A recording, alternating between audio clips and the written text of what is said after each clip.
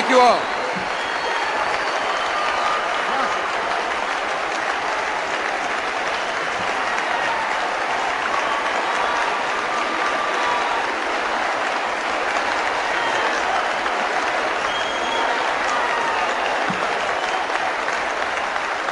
Thank you very much. Siéntese.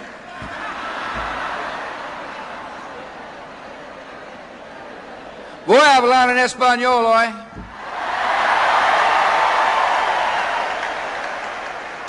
Pero no. No quiero destruir un idioma que bonita. Y por eso voy a hablar en inglés. Sí. Thank you for having me. God bless you all, and thanks for coming.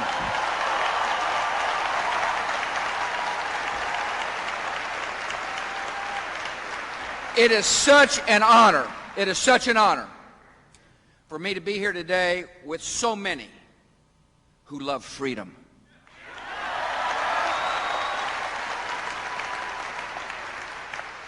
"100 years ago, a proud island people declared independence and put Cuba on a democratic course.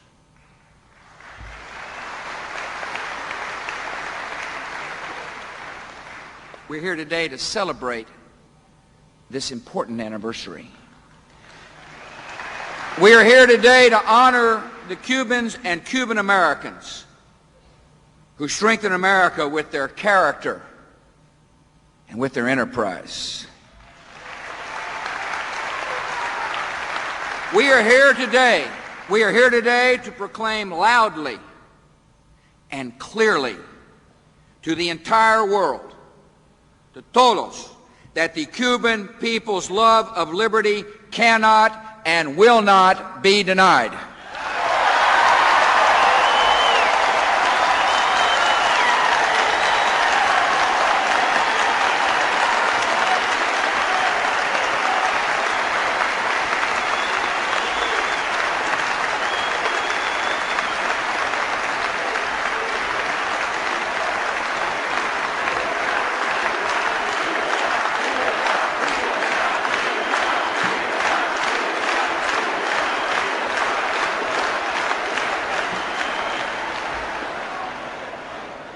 Not only today will we remind the world how much we love freedom and long for freedom, but I also want to talk about a proposal and a challenge that will help put Cuba on the path to freedom.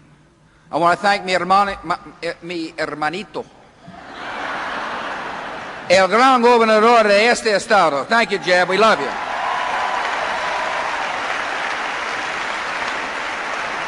Y mi cuñada Bella. I love being with my family.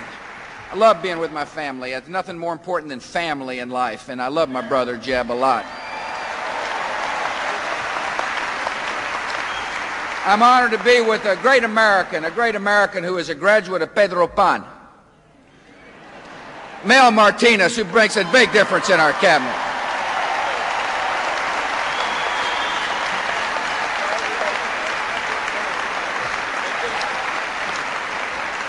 I didn't realize Mel had that many cousins.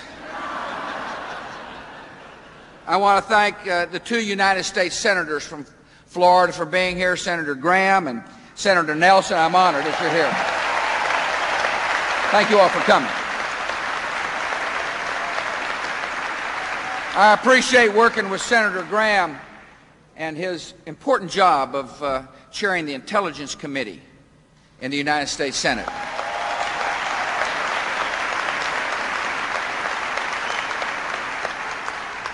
I want to thank two fine congressmen, Ileana Ross and Lincoln Diaz-Bayard.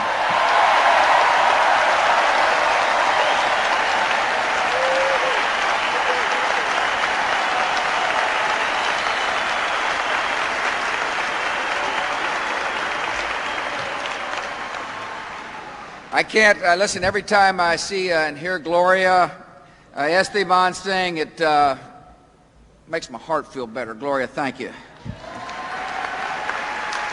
And it's good to see Emilio. And I appreciate John Cicada as well. John, you did a great job. Thank you very much. Honored you're here. I appreciate Vicki Huddleston, our ambassador, principal officer at the U.S. Interest Section in Havana, for being here. Vicki, thank you for coming. Appreciate you.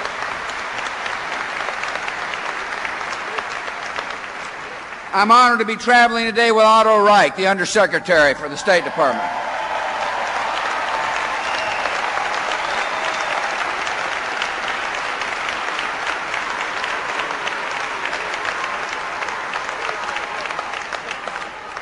Dr. Elsa Murano is here today as well, who's in my administration. Thank you, Elsa, for being here. Where are you? Thank you, Doc. Appreciate you coming. See? Emilio Gonzalez, the Director of the Western Hemisphere Affairs of the National Security Council. Where are you, Colonel? Yeah, Emilio. He's on my National Security Council. He reports directly to Arroz. Señorita Arroz. Today,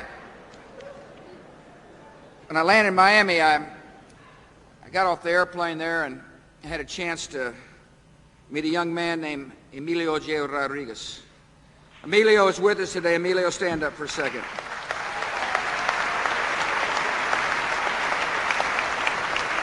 The reason I bring up Emilio is I say oftentimes to Americans who want to, how best they can participate in our country, how best to fight evil is to do some good.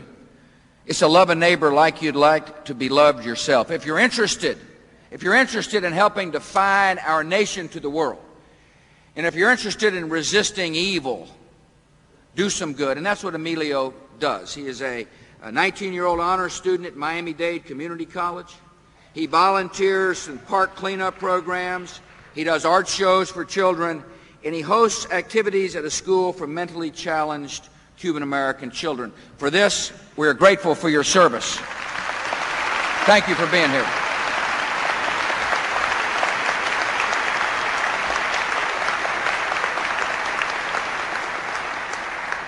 The accomplished individuals I just named are just a small handful of over 1 million fellow Americans from Cuban descent who make such an incredibly important contribution to our country. So as on the one hand we celebrate independence, but we also celebrate the greatness of America that opens her doors so that people can realize their dreams.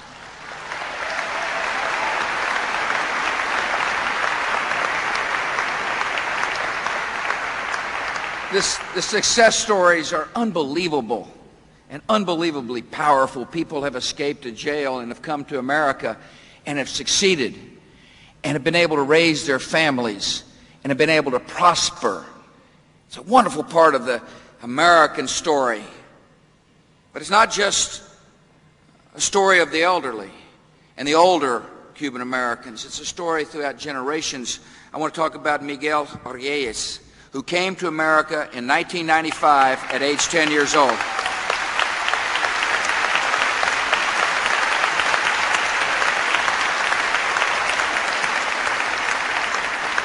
At age 10, he couldn't speak English. A few weeks from now, he'll graduate as the valedictorian of Miami Lakes Barbara Goldman Senior High School.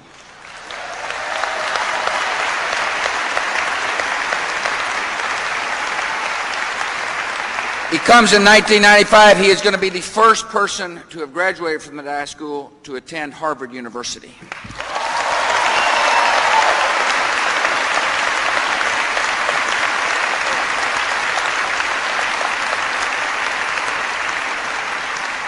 But I want to read what Miguel wrote in his application essay.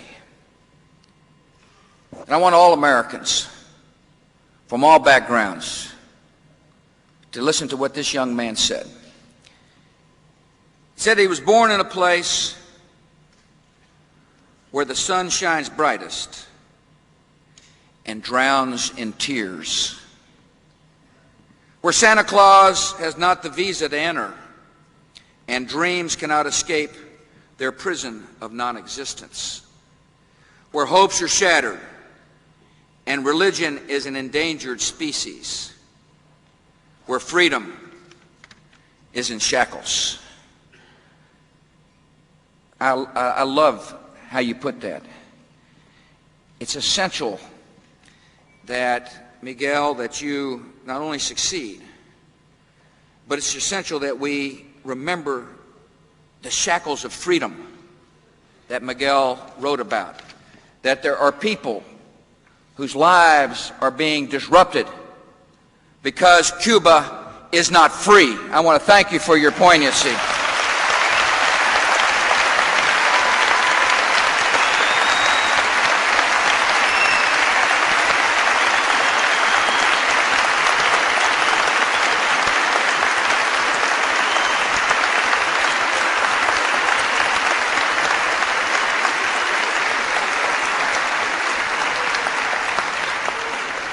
And the shackles that this young man wrote about are an insult to the Cuban independence dreamed of by Felix Varela and generations of Cuban patriots. They're an insult. The shackles he wrote about are an insult to Jose Marti, who sacrificed his life for a great principle.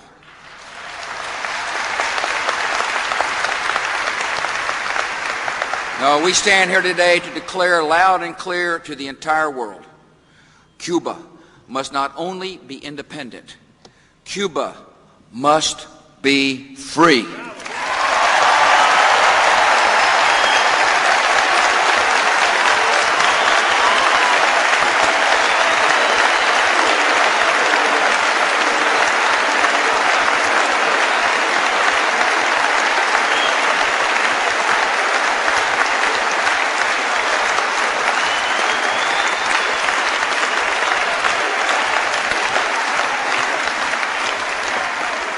100 years ago, Cuba declared her independence, and nearly 50 years ago, nearly a half century ago, Cuba's independence and the hopes for democracy were hijacked by a brutal dictator who cares everything for his own power and nada for the Cuban people.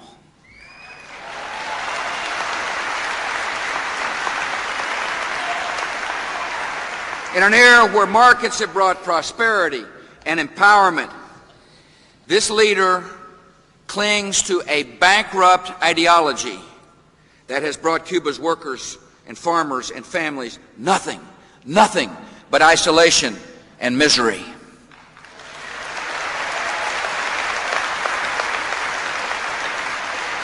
I was amazed to read in this modern era, the Cuban regime banned the sale of computers to the public. What does that tell you? And in an era where every other nation in our hemisphere has chosen the path to democracy, every nation in our hemisphere has chosen the path to democracy, this leader instead chooses to jail, to torture, and exile Cuban people for speaking their minds.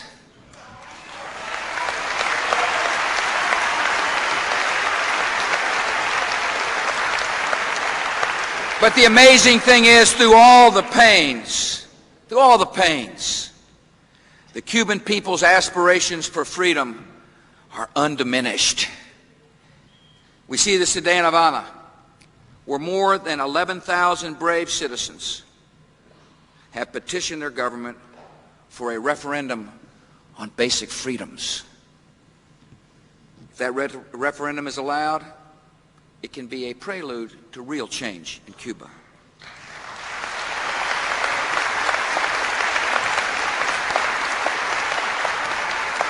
This country has no designs on Cuba's sovereignty. We have no designs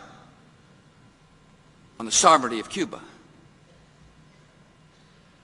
But we'll continue to be a strong and consistent supporter of the Cuban people's aspirations for freedom.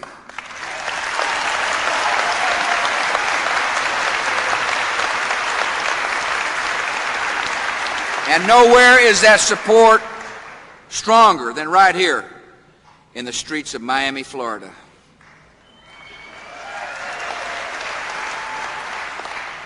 The support will never wave here, and it's not going to wave in my heart either, for how long it takes.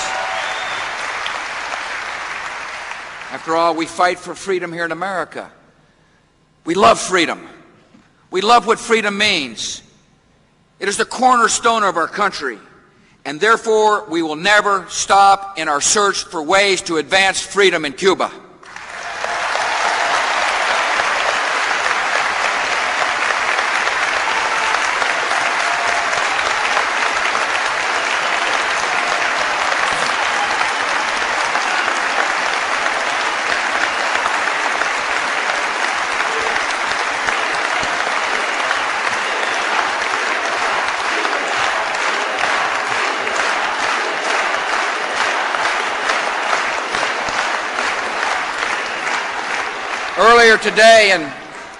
Earlier today in La Casa Blanca, I announced an initiative for a new Cuba that offers Cuba's government a way forward toward democracy and hope and better relations with the United States.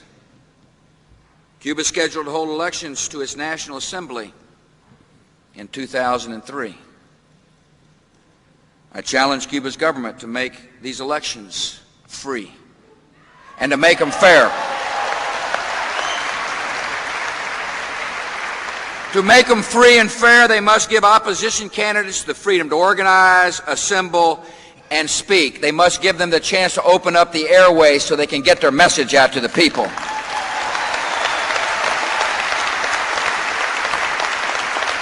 To make them free and fair, they must release all political prisoners so they can participate in the elections.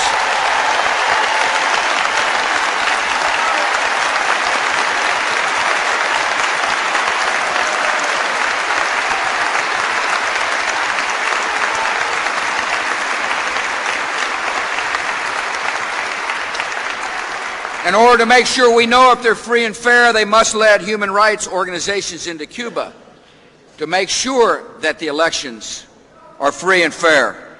Once the 2003 elections are certified as free and fair by international monitors, once Cuba begins the process of meaningful economic reform, then and only then I will explore ways with the United States Congress to ease economic sanctions.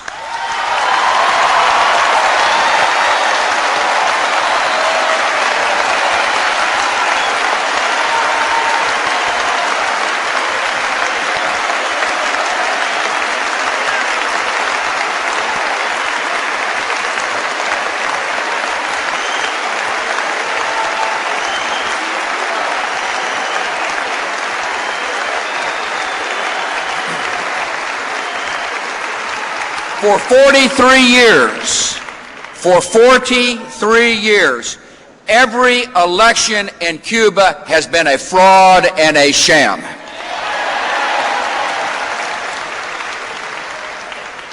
Mr. Castro, once, just once, show that you're unafraid of a real election.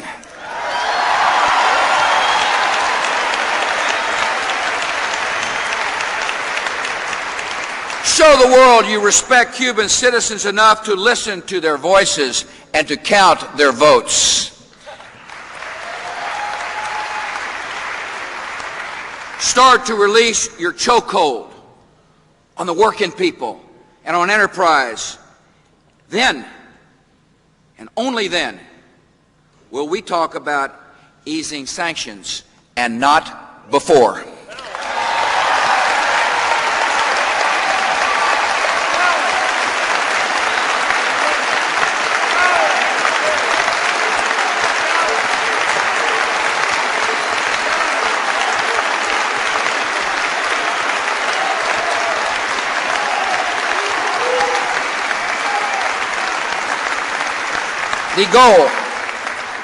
The goal of the United States, the goal of our policy towards Cuba, is not a permanent embargo on Cuba's economy.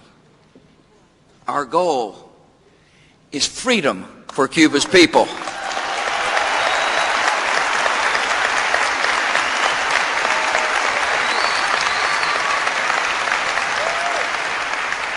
Full normalization of relations with Cuba, diplomatic recognition, open trade, and a robust aid program will only be possible when Cuba has a new government that is fully democratic, when the rule of law is respected, and when the human rights of all Cubans are protected.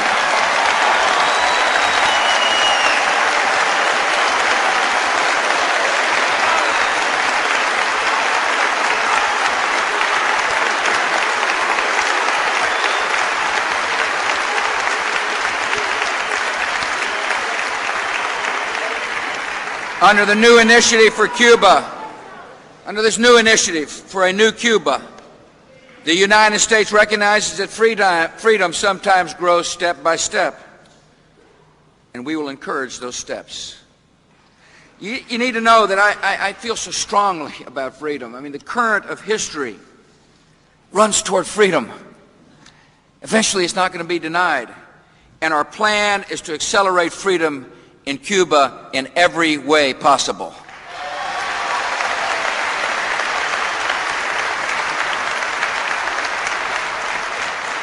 We will work to encourage freedom within Cuba by making life better for people living under and resisting the Castro regime. So today I want to talk about some steps we can take, the beginning of some important steps.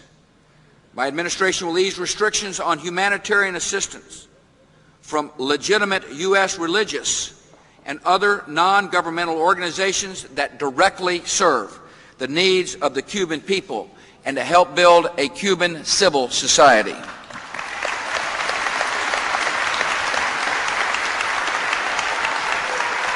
The United States will provide such groups with direct assistance that can be used for humanitarian and entrepreneurial activities.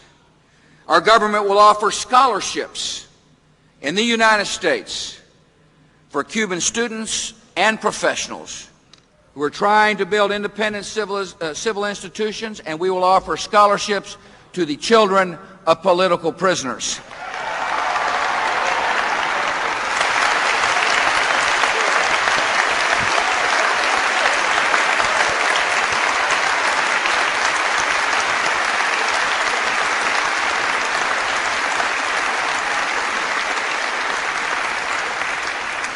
We are willing to negotiate direct mail service between the United States and Cuba.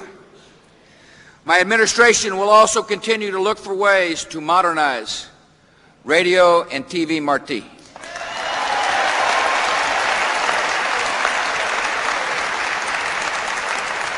These are beginning steps. We will listen to the leaders in the community for innovative ways to continue the inevitable march and to hasten the inevitable march toward freedom.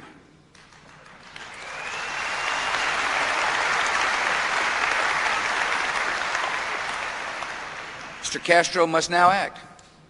He has his chance. He's been given an opportunity. We will continue to enforce economic sanctions and ban the travel to Cuba until Cuba's government shows real reform.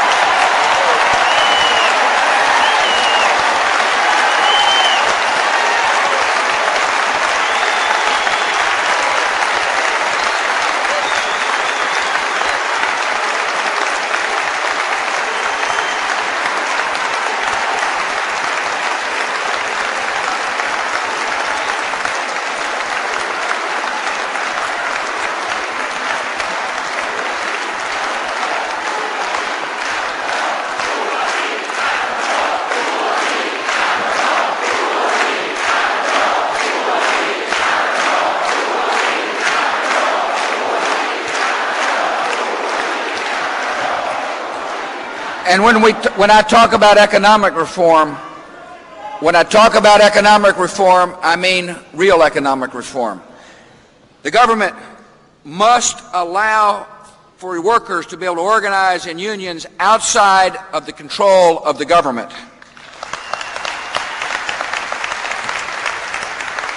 The government must respect private property.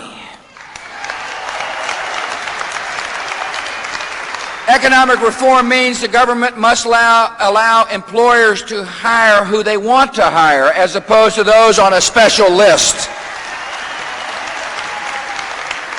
Economic reform means that when workers earn hard currency, they get to keep the hard currency as opposed to it going to the Cuban government.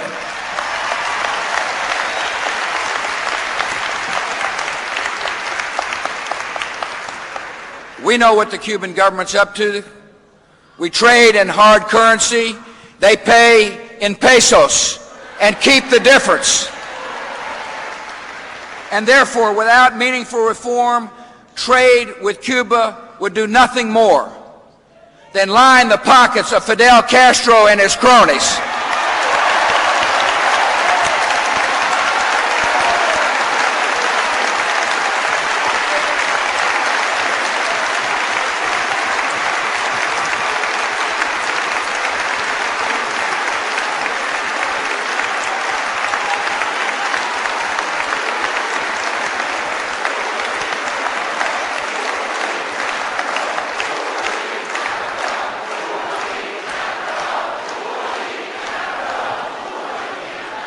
I say reform because we care about the people. We want to reform, insist upon reform, so the people will benefit. We hurt for the people in Cuba. We long for a day when they realize the same freedoms we have here in America. I want you to understand that I know what trade means with a tyrant. It means that we will underwrite tyranny. And we cannot let that happen. And I also want you to know I will not allow our taxpayers' money to go to enrich the Castro regime, and I'm willing to use my veto.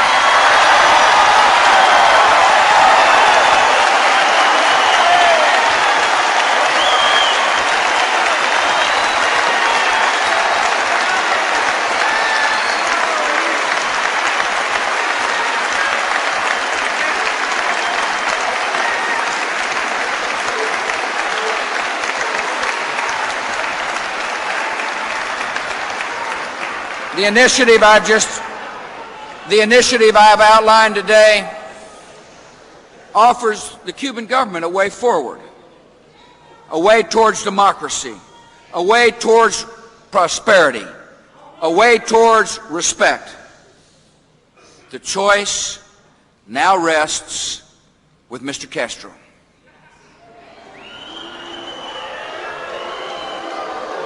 If Mr. Castro does not allow free elections, he will be protecting his cronies at the expense of his people.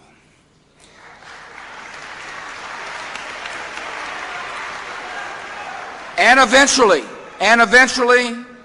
despite all his tools of oppression, Castro will need to answer to his people.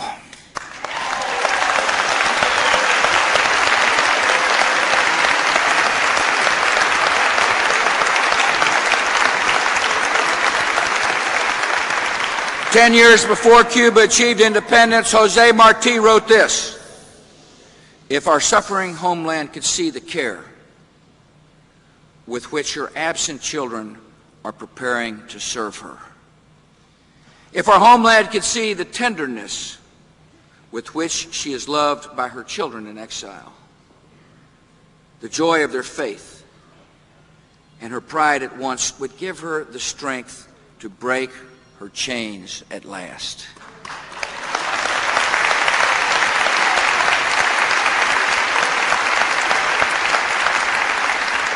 Those words written a long time ago apply with equal power today. The dream of a free and independent Cuba has been deferred, but it can never be destroyed, and it will not be denied.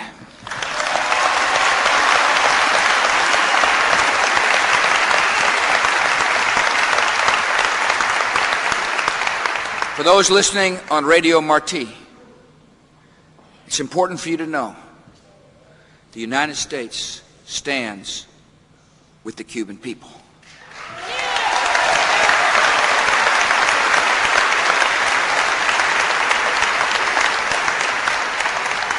Not just on Independence Day, but on every day. Every day. Every day we stand with those who reject tyranny and torture and embrace liberty and life. Every day we stand with the plantados in prison confronting illegitimate power with righteous truth. Every day we stand with the Cuban families everywhere seeking a better future. Every day we cultivate una rosa blanca for Cuba's freedom.